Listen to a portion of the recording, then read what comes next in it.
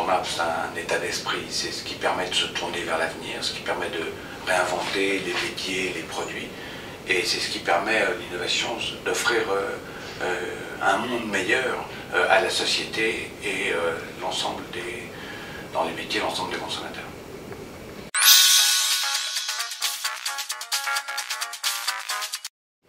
En 2012, on peut imaginer plusieurs types d'innovations. Les innovations qui sont celles plus liées au métier de chacun d'entre nous, au métier des entrepreneurs.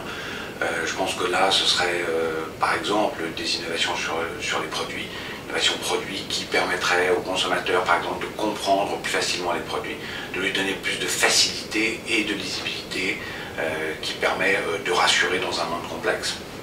Et évidemment des innovations j'appellerais plus sociétale, qui serait portée par le politique, c'est-à-dire de dire en fait qu'à un moment on réinvente un monde. Réinventer un monde, c'est ce qu'a toujours fait l'homme finalement, c'est toujours ce qui lui a permis d'avancer. On vit très souvent nous dans une culture un peu latine qui est tournée vers le passé, qui s'appuie sur notre culture et qui in fine continue à développer nos peurs. Souvent chez les anglo-saxons ou par exemple aux États-Unis, on voit des modèles qui sont très tournés vers le futur. Et d'ailleurs, si on regarde les marques qui ont été inventées dans les dernières années, celles qui n'existaient pas, sont essentiellement des marques tournées vers l'innovation.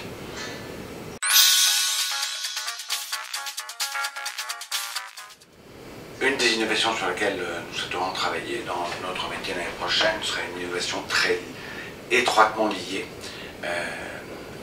aux produits et à la façon dont ils sont distribués. On commence à voir ce type d'innovation, c'est-à-dire le moyen avec un smartphone ou avec un appareil électronique, avec un code barre, de reconnaître son produit et d'avoir plus d'informations sur le produit. C'est-à-dire que ça peut aller de la date de validité, mais également à la composition même du produit et à ses bienfaits pour l'organisme, par exemple. Ensuite, deuxième type d'innovation, toutes celles qui élimineraient de la complexité. Troisième type d'innovation, elle serait plus interne à l'entreprise.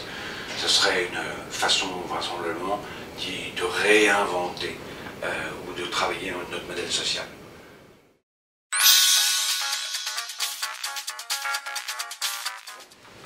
L'innovation permet de requalifier les perceptions, que ce soit la perception des métiers, voire même la perception des produits. C'est-à-dire que sans innovation, on pourrait presque dire qu'il n'y a pas de mouvement.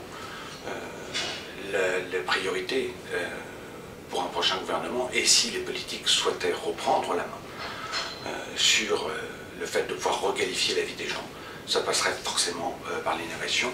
On pourrait imaginer effectivement un ministère de l'innovation ou un ministère qui serait essentiellement tourné vers l'innovation, c'est-à-dire comprendre ce qu'il y a de meilleur à la façon des ethnologues, l'analyser et derrière réinventer.